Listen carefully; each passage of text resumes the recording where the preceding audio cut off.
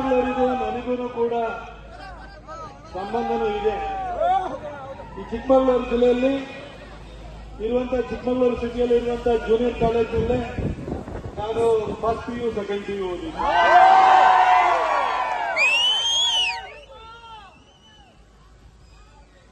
ಚಿಕ್ಕಮಗಳೂರಿನಲ್ಲಿ 2 ವರ್ಷ ಓದಿದ್ರಿಂದಾಗಿ ಇಡೀ ಜಿಲ್ಲೆಯ ಪರಿಚಯನೂ ಕೂಡ ಇದೆ. ನಾನು 10 ಬಾರಿ ಇದೇ ಊರಿಗಾಗಿ ಬೇರೆ ಬೇರೆ ಕಡೆ ಶಿವಮೊಗ್ಗಕ್ಕೂ ಹೋಗಿದ್ದೀನಿ, ಬೇರೆ ಬೇರೆ ಕಡೆಗೂ ಕೂಡ ಪ್ರಯಾಣ ಮಾಡಿದ್ದೀನಿ. ತರೀಕೆರೆಯಲ್ಲಿ ಕಾರ್ಯಕ್ರಮ ಮೊದಲನೇ ಸಾರಿ. ಆದರೆ ಈ ಊರು ನನಗೇನು ಹೊಸದಲ್ಲ. ಬಂಧುಗಳ ನೇರವಾಗಿ ಒಂದೆರಡು ವಿಚಾರಕ್ಕೆ ಬರ್ತೀನಿ. ನಿಮ್ಮಲ್ಲಿ ಬಹಳ ಜನಕ್ಕೆ ಡಿಜೆಯ ತಾಳಕ್ಕೆ ಸ್ಟೆಪ್ ಹಾಕಬೇಕು ಅಂತ ಆಸೆ ಇರುತ್ತೆ. ಆದರೂ ಕೂಡ ಬಹಳ ಜನ ನೀವು ಭಾಷಣ ಕೇಳಲಿಕ್ಕೆ ಬಂದಿದ್ರಿ.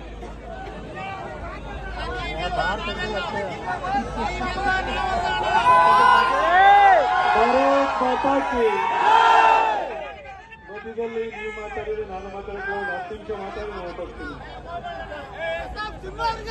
ಬಂಧುಗಳೇ, ಈ ಸಾರ್ವಜನಿಕ ಗಣೇಶೋತ್ಸವ ಏನಿದೆ, ಈ ಗಣೇಶೋತ್ಸವಕ್ಕೆ ಒಂದು ದೊಡ್ಡ ಹಿನ್ನೆಲೆ ಇದೆ. ಇದಕ್ಕೊಂದು ಸ್ವಾತಂತ್ರ್ಯ ಸುಂದರಪ್ಪ ನೀವು ಏನಾಗಿ ಹೇಳ್ತಾ ಇದ್ದೀನ, ಇದಕ್ಕೆ ಸ್ವಾತಂತ್ರ್ಯ ಹೋರಾಟದಲ್ಲಿ ಭಾಗಿಯಾದಂತಹ ಒಂದು ದೊಡ್ಡ ಇತಿಹಾಸ ಇದೆ.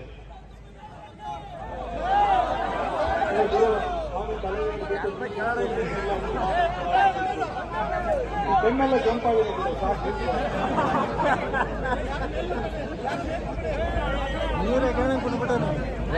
ಬಂಧುಗಳೇ, 1857ರಲ್ಲಿ ಪ್ರಥಮ ಸ್ವಾತಂತ್ರ್ಯ ಸಂಗ್ರಾಮ ನಡೆದ ನಂತರ ಈ ದೇಶದಲ್ಲಿ ಆಳ್ವಿಕೆಯನ್ನು ನಡೆಸ್ತಾ ಇದ್ದಂತಹ ಬ್ರಿಟಿಷರು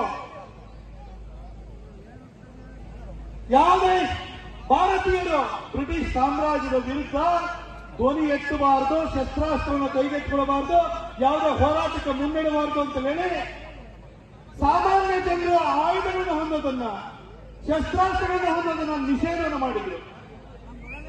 ಹಾಗಾಗಿ ಸ್ವಾತಂತ್ರ್ಯಕ್ಕೆ ಧ್ವನಿ ಎತ್ತದು, ಹೋರಾಟವನ್ನು ಮಾಡುವಂಥದ್ದು, ಕ್ರಾಂತಿಯನ್ನು ಮಾಡೋದಕ್ಕೆ ಅವಕಾಶವೇ ಇಲ್ಲದಂಗಾಯ್ತು. 1890ರಲ್ಲಿ ಬಾಲಗಂಗಾಧರ ತಿಲಕರು ಕಾಂಗ್ರೆಸ್ಸಿನ ಚುಕ್ಕಾಣಿಯನ್ನು ಹಿಡಿದ್ರು. ಹೇಳಿಕೆರೆ ಮಹಾರಾಷ್ಟ್ರದವರು, ಶಿವಾಜಿಯ ಭೂಮಿಯಿಂದ ಬಂದವರವರು. ಹಾಗಾಗಿ ದೇಶವಾಸಿಗಳನ್ನು ಒಟ್ಟಿಗೆ ಸೇರಿಸಬೇಕು.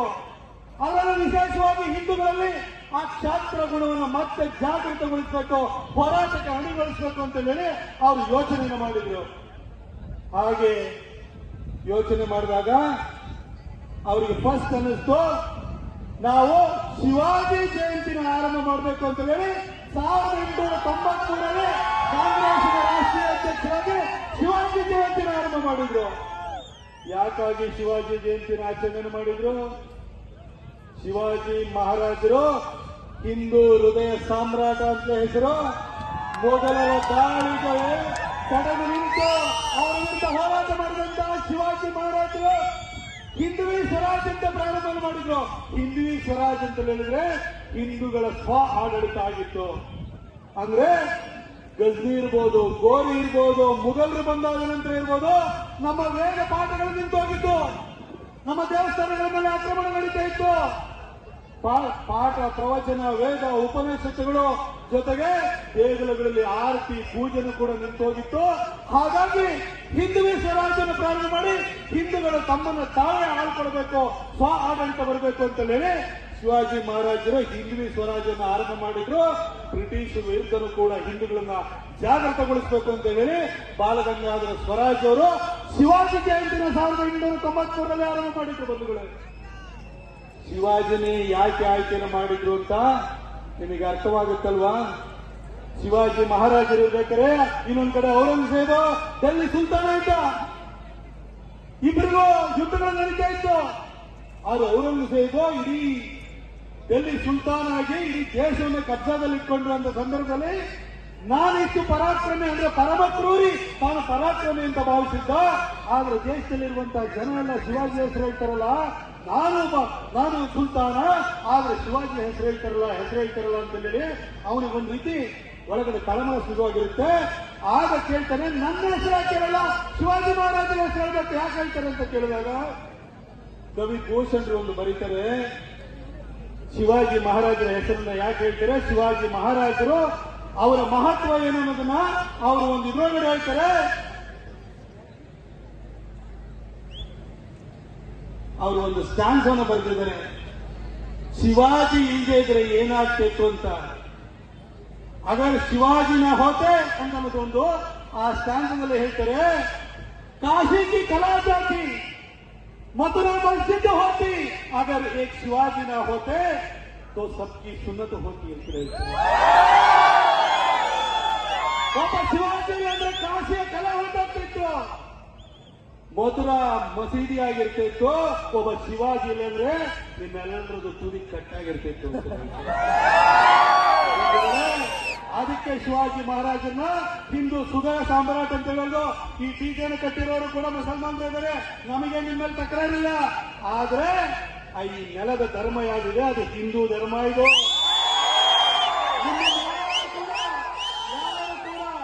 ಯಾರು ಕೂಡ ಅರಬ್ನಿಂದ ತಂದುಬಿಟ್ಟು ನಿಮ್ಮನ್ನ ಇಲ್ಲಿ ಕಳಿಸಿಲ್ಲ, ಇಲ್ಲಿ ಏರ್ ಡ್ರಾಪ್ ಮಾಡಿಲ್ಲ, ನಿಮ್ಮನ್ನ ಇಲ್ಲಿರುವಂತವ್ರಿಗೆ ನೀವು ಕನ್ವರ್ಟ್ ಮಾಡಿರುವಂತರು. ಆಗ ಒಳಗಡೆ ಪರಿಸ್ಥಿತಿ ಹಂಗೆ ಸೃಷ್ಟಿಯಾದಾಗ ಹಿಂದೂ ಸ್ವರಾಜ್ಯವನ್ನು ಪ್ರಾರಂಭ ಮಾಡಲಿಕ್ಕೆ ಅಂತ ಹೊರಟರು. ಅವ್ರನ್ನ ಇಟ್ಕೊಂಡು ಶಿವಾಜಿ ಜಯಂತಿಯನ್ನು ಇಟ್ಕೊಂಡು ಬಾಲಗಂಗಾಧರ ತಿಲಕರು ನಮ್ಮ ಹಿಂದೂಗಳಲ್ಲಿ ಜಾಗೃತಿಯನ್ನ, ಪರಾಕ್ರಮವನ್ನು ಮತ್ತೆ ಜಾಗೃತಗೊಳಿಸುವ ಕೆಲಸವನ್ನು ಮಾಡಿದ್ರು. 1893ರಲ್ಲಿ 2 ವರ್ಷ ಕಳೀತು. 1895ರಲ್ಲಿ ಗಣೇಶೋತ್ಸವ ಏನಿದೆಯಲ್ಲ, ಇದು ಗಣೇಶ ಚತುರ್ಥಿ, ಮಂಗಳ ಗೌರಿ ವ್ರತ ಅಂದ್ರೆ ಗೌರಿ ಗಣೇಶ ಹಬ್ಬ ಅನ್ನೋದು ಮನೆ ಒಳಗಡೆ 4 ಗೋಡೆಗಳಿಗೆ ದೇವರ ಕೋಣೆಗೆ ಸೀಮಿತವಾಗಿತ್ತು. ಆ ಗೌರಿ ಗಣೇಶ ಹಬ್ಬವನ್ನ ಸಾರ್ವಜನಿಕ ಗಣೇಶೋತ್ಸವವಾಗಿ 1895ರಲ್ಲಿ ಮಾಡಿದಂತರು ಬಾಲಗಂಗಾಧರ ತಿಲಕರು. ಯಾಕಾಗಿ ಮಾಡಿದ್ರು? ನಿಮ್ ಕೈಯಲ್ಲಿ ಆಯುಧ ಹಿಡ್ಕೊಳ್ಳೋದಿಲ್ಲ, ಒಂದು ಕಡೆಗೆ ಕೂತ್ಕೊಂಡು ಯೋಚನೆ ಮಾಡೋದಿಲ್ಲ, ಕ್ರಾಂತಿಗೆ ಬಗ್ಗೆ ಚಿಂತನೆ ನಡೆಸೋಗಿಲ್ಲ. ಹಾಗಾಗಿ ಒಟ್ಟಿಗೆ ತರಬೇಕು ಜನರನ್ನ. ಅದಕ್ಕೋಸ್ಕರವಾಗಿ ಗಣೇಶ ಚತುರ್ಥಿಯನ್ನು 1895ರಲ್ಲಿ ಪ್ರಾರಂಭವನ್ನು ಮಾಡಿದ್ರು. ಆ ಪ್ರಾರಂಭದಲ್ಲಿ ಗಣೇಶೋತ್ಸವ ಅಂತಂದ್ರೆ ಈಗ ಟೀಕೆ ಬಂದಿದೆ. ಮೊದಲೇ ಹೇಗಿತ್ತು ಅಂತಂದ್ರೆ ವಾರಡಿ ನಡೆಯುವಂತ ಪ್ರೋಗ್ರಾಮ್ ಅಲ್ಲಿ ಸ್ಟೇಜ್ ಹಾಕಿರೋದು, ಭರತನಾಟ್ಯ ನಡೀತಾ ಇತ್ತು, ಭಜನೆ ನಡೀತಾ ಇತ್ತು, ಪ್ರಹಸನಗಳು ನಡೀತಾ ಇತ್ತು, ನಾಟಕಗಳು ನಡೀತಾ ಇತ್ತು. ಆ ನಾಟಕಗಳ ಮುಖಾಂತರ ಯಾವ ರೀತಿ ಸಂದೇಶ ಕೊಡ್ತಾ ಇದ್ರು ಅಂತಂದ್ರೆ, ಒಬ್ಬ ಚಾಟಿ ಹಿಡಿದಿರುವಂತ ರೈತ ನೇಗಿಲನ್ನ ನೊಗವನ್ನ ಕಟ್ಟಿ ಉಳುಮೆನ ಮಾಡೋ ರೀತಿಯಲ್ಲಿ ಎತ್ತುಗಳಿಗೆ ನೊಗವು ಕಟ್ಟಿ ಉಳುಮೆ ಮಾಡ್ತಾ ಇರ್ತಾನೆ. ಅವನ ಕೈಯಲ್ಲಿ ಒಂದು ಚಾಟಿ ಇರುತ್ತೆ, ಆ ಚಾಟಿ ಕ್ರೋಧಾಕಾರವಾದಂತೆ ಎತ್ತುಗಳಿಗೆ ಚಾಟಿಯಲ್ಲಿ ಹೊಡಿತಾ ಇರ್ತಾನೆ. ಆ ಎತ್ತುಗಳು ಮಾತಾಡ್ತವೆ, ನಾವು ನೋಡಿ ಇಷ್ಟು ಬಲಿಷ್ಠವಾಗಿದ್ದೀವಿ, ನಮ್ಮ ಹತ್ರ ಒದೆಯಕ್ಕೆ ಕಾಲಲ್ಲಿ ಗೊರಸಿದೆ, ತಿವಿಲಿಕ್ಕೆ ಕೋಡಿದೆ. ಈ ಒಂದು ರೈತನ ಕೈಯಲ್ಲಿ ಏನಿದೆ ಬರೀ ಒಂದು ಚಾಟಿ ಇರೋದು, ನಮ್ಮ ಹತ್ರ ನಮ್ಮ ದೇಹದಲ್ಲಿ ಅಷ್ಟು ಶಕ್ತಿ ಇದೆ ಅಂತ ಹೇಳ್ತೆ ಆ ಎತ್ತುಗಳು ಮಾತಾಡ್ಕೊಳ್ತೇವೆ. ಆ ಒಂದು ಪ್ರಹಸನದ ಸಂದೇಶ ಏನಾಗಿತ್ತು ಅಂತಂದ್ರೆ, ದೇವರ ನಿಮಗೆ ಕೈಕಾಲುಗಳನ್ನ ಕೊಟ್ಟಿದ್ದಾನೆ, ಆಯುಧ ಹಿಡಿಯುವಂತೆ ಎದುಗಾರಿಕೆ ಕೊಟ್ಟಿದ್ದಾನೆ. ಯಾಕಾಗಿ ಕೂತ್ಕೊಂಡಿದ್ರೆ ಬ್ರಿಟಿಷರ ವಿರುದ್ಧ ಬಂಡಾಯ ಹೇಳಬೇಕು, ಹೋರಾಟಕಾರಣಿಗಳು ಅಂತ ಹೇಳ್ಬಿಟ್ಟು ಈ ಗಣೇಶೋತ್ಸವನ ಒಂದು ವೇದಿಕೆಯಾಗಿ ಮಾಡಿದ್ರು. ಬಂಧುಗಳೇ, ಇವತ್ತು ಮತ್ತೆ ಗಣೇಶೋತ್ಸವವನ್ನು ನಡೀತಾ ಇದೆ. ಸ್ವಾತಂತ್ರ್ಯ ಬಂದಾಯ್ತು, ಆದ್ರೆ ಇವತ್ತು ಗಣೇಶೋತ್ಸವದ ಮಹತ್ವ ಏನು? ಗಣೇಶ ಅಂದ್ರೇನು? ಗಣೇಶ ಮೀನ್ಸ್ ನಾಲೆಡ್ಜ್, ಜ್ಞಾನದ ಪ್ರತೀಕ ಗಣೇಶ. ಜ್ಞಾನ ಅಂದ್ರೇನು? Degree, master degree, engineering, medical degree, ITI ಮಾಡಿ, ಪಾಲಿಟೆಕ್ನಿಕ್ ಮಾಡಿ, ಇದ ಗಣೇಶ ಅಂತಂದ್ರೆ. ಜ್ಞಾನ ಅಂದ್ರೆ ಇದು ಮಾತ್ರ ಅಲ್ಲ. ಜ್ಞಾನ ಅಂತಂದ್ರೆ ನಿಮ್ಮ ದೇಶ, ಈ ದೇಶದ ಸಂಸ್ಕೃತಿ, ಇದು ನಾವು ಯಾವ ರೀತಿ ಬೆಳೆದು ಬಂದು ಇದಕ್ಕೆ ಯಾರ್ಯಾರ್ದು ಹೋರಾಟ ಇದೆ, ಯಾರ್ಯಾರ್ದು ತ್ಯಾಗ ಇದೆ, ಅದನ್ನು ನಾವು ತಿಳ್ಕೊಳ್ಬಾರ್ದ? ಅದನ್ನು ಕೂಡ ನಾವು ತಿಳ್ಕೊಳ್ಬೇಕು. ಆ ಹೋರಾಟದ ತ್ಯಾಗದ ಹಿನ್ನೆಲೆ ಏನಿದೆಯಲ್ಲ ಅದು ಕೂಡ ಜ್ಞಾನವೇ ಆಗಿದೆ. ಅದನ್ನ ನಾವು ತಿಳ್ಕೊಳ್ಬೇಕು. ಯಾಕಾಗಿ ಈ ಮಾತನ್ನು ಹೇಳ್ತಿದ್ದೀನಿ ಅಂತಂದ್ರೆ, ಇವತ್ತು ಗಣೇಶೋತ್ಸವದಲ್ಲಿ ಡಿಜೆ ಹಾಕೊಂಡು ಕುಡಿಯೋದು ಮಾತ್ರ ಅಲ್ಲ, ಈ ಗಣೇಶೋತ್ಸವದ ಹಿನ್ನೆಲೆ ಸ್ವಾತಂತ್ರ್ಯವನ್ನು ಪಡೆಯುವಂತದ್ದಾಗಿತ್ತು. ಇವತ್ತು ಗಣೇಶೋತ್ಸವವನ್ನು ಆಚರಣೆ ಮಾಡ್ತಿರೋದು ಸ್ವಾತಂತ್ರ್ಯ. ಮುಂದಿನ ದಿನಗಳಲ್ಲಿ ಈ ಸ್ವಾತಂತ್ರ್ಯವನ್ನು ನಾವು ಉಳಿಸ್ಕೊಳ್ಬೇಕು. ಮತ್ತೊಂದು ಸರಿ ದೇಶ ಬಾಳಾಗಬಾರದು. ಧರ್ಮದ ಆಧಾರದ ಮೇಲೆ ಸಿಂಧೂ ನದಿಯ ಜನ್ಮ ಸ್ಥಳವನ್ನು ಪಾಕಿಸ್ತಾನವಾಗಿ ಕೊಟ್ಟಿದ್ದೀವಿ. ಬಾಂಗ್ಲಾ ಏನಿವತ್ತು ಬಾಂಗ್ಲಾದೇಶ ಇದೆ, ಗಂಗೆ ಹುಟ್ಟಿ ಬಂದು ಪದ್ಮಾ ನದಿಯಾಗಿ ಬಂಗಾಳ ಕೊಲ್ಲಿಯನ್ನು ಸೇರುವಂತಹ ಫಲವತ್ತಾದ ಭೂಮಿಯನ್ನು ಬಾಂಗ್ಲಾದೇಶ ಅಂತಲೂ ಕೊಟ್ಟಿದ್ದೀವಿ. ಆದ್ರೆ ಇವತ್ತು ಮತ್ತೆ ದೇಶದೊಳಗಡೆ ಅಂತ ಪರಿಸ್ಥಿತಿ ಸೃಷ್ಟಿಯಾಗ್ತಿದೆ ಗೊತ್ತಲ್ವಾ? ಅದ್ರ ಬಗ್ಗೆ ತಿಳ್ಕೊಳ್ಬೇಕು, ಎಚ್ಚೆತ್ತುಕೊಳ್ಬೇಕು. ಅದಕ್ಕೆ ಈ ರೀತಿ ಗಣೇಶೋತ್ಸವಗಳು ವೇದಿಕೆಗಳಾಗಬೇಕು. ಬಂಧುಗಳೇ, ಬ್ರಿಟಿಷ್ ಕಾಲದಲ್ಲಿ ಬ್ರಿಟಿಷ್ ಸೈನಿಕರು ಎಷ್ಟಿದ್ರು? ಬಿಳಿ ತೊಗಲಿನ ಬ್ರಿಟಿಷ್ ಸೈನಿಕರು ಎಷ್ಟಿದ್ರು? ಬ್ರಿಟಿಷ್ ಸೈನಿಕರು ಎಷ್ಟಿದ್ರು? 66,000ದಿಂದ 80,000 ಬ್ರಿಟಿಷ್ ಸೈನಿಕರಿದ್ರು. ಭಾರತದ ಜನಸಂಖ್ಯೆ ಎಷ್ಟಿತ್ತು? ಎಷ್ಟಿದ್ರು ಸಂಖ್ಯೆ? 66,000ದಿಂದ 80,000 ಸಂಖ್ಯೆ ಇತ್ತು ಬಂಧುಗಳೇ. ಆದ್ರೆ ಭಾರತದ ಜನಸಂಖ್ಯೆ 32 ಕೋಟಿ ಇತ್ತು. 32 ಕೋಟಿ ಜನಸಂಖ್ಯೆಯನ್ನ 66,000 ಜನ ಬ್ರಿಟಿಷ್ ಸೈನಿಕರು ಯಾವ ರೀತಿ ಕಂಟ್ರೋಲ್ ಮಾಡಕ್ಕಾಯ್ತು? ನಮ್ಮೊಳಗಡೆ ಬಂದ್ರು, ನಮ್ಮ ದೇಶದ ಸಂಪನ್ಮೂಲವನ್ನು ಲೂಟಿ ಮಾಡಿದ್ರು, ನಮ್ಮವ್ರನ್ನೇ ಸೈನಿಕರಾಗಿ ನಿಯುಕ್ತಿ ಮಾಡಿದ್ರು, ನಮ್ಮವ್ರನ್ನೇ ಕಂಟ್ರೋಲ್ ಮಾಡಿದ್ರು. ನಮ್ಮದೇ ದೇಶದ ಸಂಪತ್ತು, ನಮ್ಮ ದೇಶದವರಿಗೆ ಕಾಕಿ ಬಟ್ಟೆ ಹಾಕಿದ್ರು, ನಮ್ಮ ದೇಶದ ಜನಕ್ಕೆ ಪಡಿಸಿದ್ರು ಅಲ್ವೋ? ಈ ಜ್ಞಾನವನ್ನು ನಾವು ತಿಳ್ಕೊಳ್ಬೇಕು ಬಂಧುಗಳೇ. 66,000 ಬ್ರಿಟಿಷ್ ಸೈನಿಕರು ಇಟ್ಕೊಂಡು 25 ಲಕ್ಷ ಭಾರತೀಯರಿಗೆ ಕಾಕಿ ಚಡ್ಡಿಯನ್ನ, ಕಾಕಿ ಶರ್ಟ್ ಅನ್ನ, ತಲೆಯಿಂದ ಪೇಟನ್ನು ತೋರಿಸಿ ಭಾರತ 32 ಕೋಟಿ ಭಾರತೀಯರಿಗೆ ರೂಲ್ ಮಾಡಿದ್ರು. ನಮಗೆ ಅರ್ಥ ಆಯ್ತಾ? ಬರೀ 66,000 ಜನ ನಮ್ಮನ್ನು ಆಳ್ವಿಕೆ ಮಾಡಿದ್ರಲ್ಲ. ಇವತ್ತು ನೀವು ಹೇಳಿ, ಯಾವಾಗ ಚಂದ್ರಶೇಖರ್ ಆಜಾದ್ ಅವ್ರನ್ನ ಪಾರ್ಕ್ ಅಲ್ಲಿ ಗುಂಡಿಕ್ಕಿ ಕೊಂದು ಬಿಟ್ರು ಅಂತ ಹೇಳ್ತೀವಿ. ನಮಗೆ ಕಣ್ಣಲ್ಲಿ ನಮಗೆ ನೀರು ಬರುತ್ತೆ, ನಮಗೆ ದುಃಖವಾಗುತ್ತೆ, ವೇದನೆ ಆಗುತ್ತೆ. ಚಂದ್ರಶೇಖರ್ ಆಜಾದ್ ಅವರಿಗೆ ಗುಂಡು ಹಾಕಿದವನು ಏನು ಬ್ರಿಟಿಷರು ಮುಂದೆ ಗುಂಡು ಹಾಕಿದ? ಬ್ರಿಟಿಷ್ನವ್ರು ಬಂದು ಗುಂಡು ಹಾಕಲಿಲ್ಲ. ಬ್ರಿಟಿಷರು ಕೊಟ್ಟಿದ್ದಂತಹ ಕಾಕಿ ಚಡ್ಡಿ, ಕಾಕಿ ಶರ್ಟ್ ಹಾಕೊಂಡಿದ್ದಂತಹ ಒಬ್ಬ ಹಿಂದೂನೋ, ಒಬ್ಬ ಮುಸ್ಲಿಮೋ, ಒಬ್ಬ ಸಿಖ್ನೋ ತಂದಿದ್ದು. ಅವನು ಬ್ರಿಟಿಷ್ನವ್ರು ಕೊಲ್ಲಿಲ್ಲ. ಜನರಲ್ ದಯಾರು ಹತ್ಯಾಕಾಂಡವನ್ನು ಮಾಡ್ದ ಜಲಿಯನ್ ವಾಲಾಬಾಗ್ದಲ್ಲಿ ಅಂತ ಹೇಳ್ತೀವಿ. 1000 ಜನ ಹತ್ಯೆ ಮಾಡಿದ್ರು ಅಂತ ಹೇಳ್ತೀವಿ. ಜನರಲ್ ಡಯಾರ್ ಆದೇಶ ಕೊಟ್ಟ. ಗುಂಡಾಕಿದವನು ಯಾರು? ಗುಂಡಾಕಿದವನು ಈ ದೇಶದೊಳಗಡೆ ಇದ್ದಂತಹ ಸರ್ದಾರ್ಜಿ ಗುಂಡಾಕಿದ, ಹಿಂದೂ ಗುಂಡಾಕಿದ, ಮುಸ್ಲಿಂ ಗುಂಡಾಕಿದ, ನಮ್ಮವ್ರನ್ನ ಕೊಂದ. ಬಂಧುಗಳೇ, ಈ ವಿಷಯ ಯಾಕೆ ಹೇಳ್ತಿದ್ದೀನಿ ಅಂತಂದ್ರೆ, ಇವತ್ತಾರು ಎಚ್ಚೆತ್ಕೊಳ್ಳಿ. ನಮ್ಮಲ್ಲಿ ಒಡಕಿದ್ರಿಂದಾಗಿ ನಮ್ಮ ಸಂಪತ್ತಿನ ಡ್ಯೂಟಿ ಮಾಡಿ, ನಮ್ಮ ಜನಕ್ಕೆ ಸಂಬಳ ಕೊಟ್ಟು, ನಮ್ಮ ಜನಕ್ಕೆ ಚಡ್ಡಿ ಶರ್ಟನ್ನ ತರಿಸಿ ನಮ್ಮವ್ರನ್ನ ಕೊಂದು ಹಾಕಿದ್ರಲ್ಲ ಬಂಧುಗಳೇ. ಇವತ್ತು ನಮ್ಮ ಪೊಲೀಸ್ ಡಿಪಾರ್ಟ್ಮೆಂಟ್ ಅವರು ಡಿಜೆ ಕಟ್ಟಕ್ ಬಿಡ್ಲಿಲ್ಲ. ಮುಂದಿನ ಹೇಳ್ತೀನಿ ಕೇಳಿಸ್ಕೊಳ್ಳಿ. ಡಿಜೆ ಕಟ್ಟಕ್ ಬಿಡ್ಲಿಲ್ಲ, ಬ್ಯಾನರ್ ಬಂಟಿಂಗ್ ಕಟ್ಟಕ್ ಬಿಡ್ಲಿಲ್ಲ, ನಮ್ಮ ಮೇಲೆ ಕೇಸ್ ಹಾಕಿದ್ರು. ಆ ತರ ಎಲ್ಲ ನೀವು ಕೊರಗಿರುತ್ತೆ. ನೀವು ಪೊಲೀಸರನ್ನ ಬೈತಾ ಇರ್ತೀನಿ. ನಾನು ಯಾವತ್ತು ಪೊಲೀಸರನ್ನ ಬೈಯಲ್ಲ, ನಾನು ಬೈಯೋದಿಲ್ಲ ಮುಂದಿನ ದಿನಲ್ಲೂ. ಯಾಕೆ ಗೊತ್ತಾ? ಆಳುವ ಸರ್ಕಾರ ಇದೆಯಲ್ಲ, ಈ ದೇಶ ಸರಿಯಾದ ವ್ಯಕ್ತಿನ, ಈ ರಾಜ್ಯಕ್ಕೆ ಸರಿಯಾದ ವ್ಯಕ್ತಿನ ಮುಖ್ಯಮಂತ್ರಿ ಮಾಡಿದ್ರೆ ಪೊಲೀಸರು ಕೂಡ ಈ ಎಲ್ಲ ಅಪಹರಿದನೆಗಳಿಗೆ ಅವಕಾಶ ಮಾಡಿಕೊಡ್ತಾ ಇದ್ರು. ಎಲೆಕ್ಷನ್ ಬಂದ ಕೂಡಲೇ ನಾನು ನಿಮ್ಮನ್ನೆಲ್ಲ ಕೇಳ್ತೀನಿ, ಹೆಚ್ಚನಪ್ಪ ಗೌಡರುಗಳಿದ್ರೆ ಕೈ ಎದ್ರು.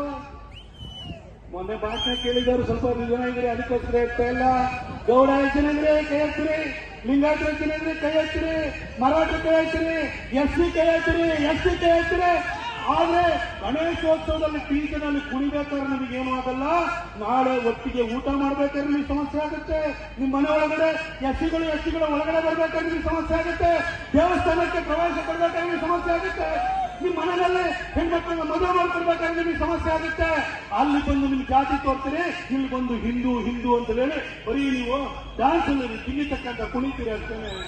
ಇದು ಬ್ರಿಟಿಷರು ಮಾಡಿದ ಇದೇ ಕೆಲಸನ ನಮ್ಮನ್ನು ಹೊಡೆದ್ರು, ಹಿಂದೂಗಳನ್ನ ಹೊಡೆದ್ರು.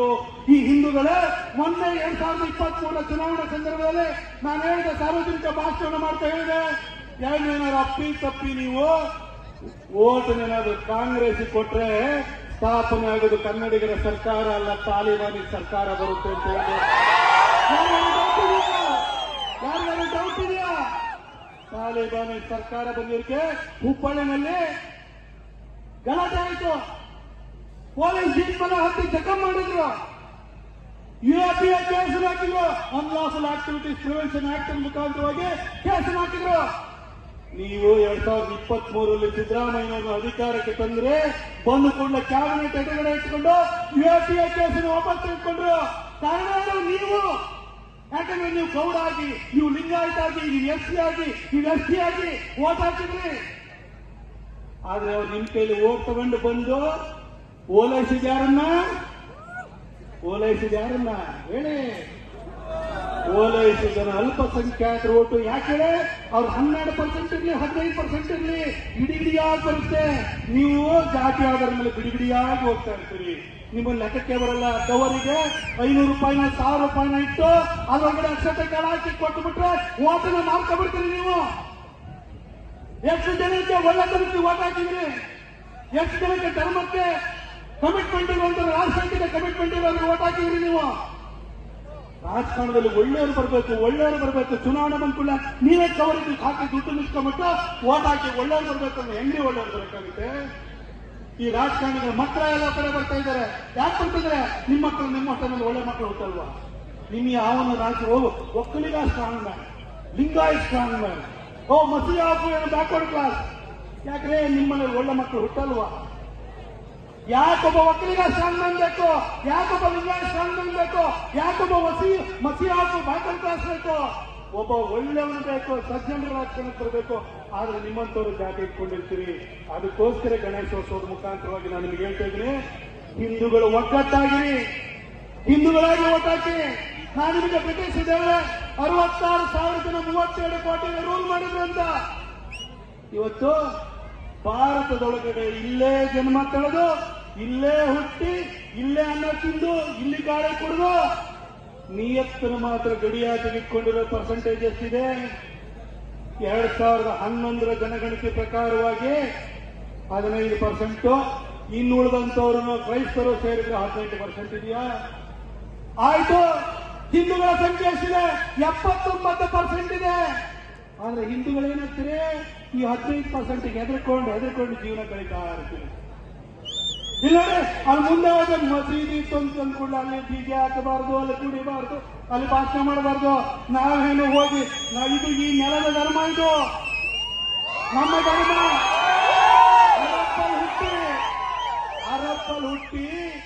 ಅರಬ್ನಲ್ಲಿ ಹುಟ್ಟಿ ಭಾರತಕ್ಕೆ ನೆಲ ಕಂಡುಕೊಂಡು ಬಂದಿರೋದು ಹಿಂದೂ ಧರ್ಮ ಅಲ್ಲ, ಉಳಿದ ಧರ್ಮಗಳು. ನಾವು ನೆಲ ಕಂಡುಕೊಂಡು ಹೋಗಿಲ್ಲ. ಆದ್ರೂ ಅಲ್ಲಿ ಭಾಷಣ ಮಾಡಬಾರ್ದು ಅಂತಾರೆ, ಡಿಜೆ ಜೋರಾಗಿ ಹಾಕ್ಬೇಡಿ ಅಂತಾರೆ, ಕುಣಿಬೇಡಿ ಅಂತಾರೆ, ಅಲ್ಲಿ ಪೊಲೀಸ್ ವೆಹಿಕಲ್ ನಿಲ್ಸುತ್ತಾರೆ. ಯಾಕಂದ್ರೆ ಈ 79% ಇದೆಯಲ್ಲ, ನೀವು ಜಾತಿವಾದಿಗಳು, ನೀವು ಹಿಂದೂಗಳಾಗಿಲ್ಲ, ನೀವು ಒಗ್ಗಟ್ಟಿಲ್ಲ. ಆ ಕಾರಣಕ್ಕೋಸ್ಕರ ಇವತ್ತು ಹೇಳ್ತಾ ಇದ್ದೀನಿ, ಬ್ರಿಟಿಷರು 66,000 ಸೈನಿಕರು ಇಟ್ಕೊಂಡು 32 ಕೋಟಿನ ರೂಲ್ ಮಾಡಿದ್ರು. ಇವತ್ತು ನಿಮ್ಮನ್ನು ಕೂಡ 79% ಹಿಂದೂಗಳಿದ್ರು ಕೂಡ ನೀವು ಒಗ್ಗಟ್ಟಾಗಿರಲಿಲ್ಲ. ನಮ್ಮನ್ನು ರೂಲ್ ಮಾಡಕ್ ಬರ್ತಾ ಇರೋದು, ನಮ್ಮನ್ನು ಹೆದರಿಸ್ಕೊಳ್ತಾ ಇರೋದು. ಅದನ್ನು ಬಿಡಿ ಅಂತ ಹೇಳ್ತೀನಿ ಬಂಧುಗಳೇ. ತಾಲಿಬಾನ್ ಸರ್ಕಾರ ಅಂತಂದು ಒಂದು 2 ನಿಮಿಷ ಮಾತಾಡಿ ಮುಗಿಸ್ತೀನಿ ಬಂಧುಗಳೇ. ಹುಬ್ಬಳ್ಳಿನಲ್ಲಿ ಹಾಕಿದಂತ ಯುಎಪಿಎ ಕೇಸನ್ನು ವಾಪಸ್ ತೆಗೆದುಕೊಂಡ್ರು. ಇದೇ ಬೆಂಗಳೂರಿನಲ್ಲಿ ಡಿಜೆಹಳ್ಳಿ ಕೆಜಿಹಳ್ಳಿ ಪ್ರಕರಣ, ಡಿಜೆಹಳ್ಳಿ ಕೆಜಿಹಳ್ಳಿ ಪ್ರಕರಣ ಸಂಭವಿಸಿತು. ಆ ಡಿಜೆಹಳ್ಳಿ ಕೆಜಿಹಳ್ಳಿ ಪ್ರಕರಣದಲ್ಲಿ ಅಖಂಡ ಶ್ರೀನಿವಾಸ ಮೂರ್ತಿ ಅವರು ದಲಿತ ಸಮುದಾಯಕ್ಕೆ ಸೇರಿದವರು. ಅವರು ಆ ದೇವರನ್ನು ಅಖಂಡ ಶ್ರೀನಿವಾಸ ಮೂರ್ತಿ ಅವರ ಮೇಲೆ ದಾಳಿ ಆಯಿತು, ಮನೆಯನ್ನು ಸುಟ್ಟಾಕಿದ್ರು. ಪೊಲೀಸರು ಅವತ್ತು ಬಿಸಿಪಿನ ಅಟ್ಟಿಸ್ಕೊಂಡು ಹೋದ್ರು. ಅವತ್ತು ಹಾಕಿದ ಕೇಸನ್ನು ಕೂಡ ಸಿದ್ದರಾಮಯ್ಯ ಸರ್ಕಾರ ವಾಪಸ್ ತಗೊಳ್ತು. ಇವತ್ತು ತಾಲಿಬಾನಿ ಸರ್ಕಾರ ಬಂದಿಲ್ಲ ಅಂತ ಅನ್ನಿಸ್ತಾ ಇದೆ ನಿಮಗೆ. ಆಯ್ತು, ತಲತಲಾಂತರದಿಂದ ಭೂಮಿನ ಉಳುಮೆ ಮಾಡಿ ಬರ್ತಿದ್ರಿ. ನಮ್ಮ ಮಠಮಾನ್ಯಗಳಿವೆ, ದೇವಸ್ಥಾನಗಳಿವೆ. ರಾತ್ರಿ ನೋಟಿಫಿಕೇಶನ್ ಬರುತ್ತೆ, ಒಪ್ಪಾಟಿಗೆ ತಿದ್ದುಪಡಿ ಬರ್ತಾ ಇದೆ. ಅದಕ್ಕೋಸ್ಕರವಾಗಿ ಹಿಂದೂ ರೈತರ ಭೂಮಿನೂ ಕೂಡ ಒಪ್ಪಾಸ್ತಿ ಅಂತ ನೋಟಿಫಿಕೇಶನ್ ಬರುತ್ತೆ ರಾಜ್ಯ ಸರ್ಕಾರದಿಂದ. ಇದು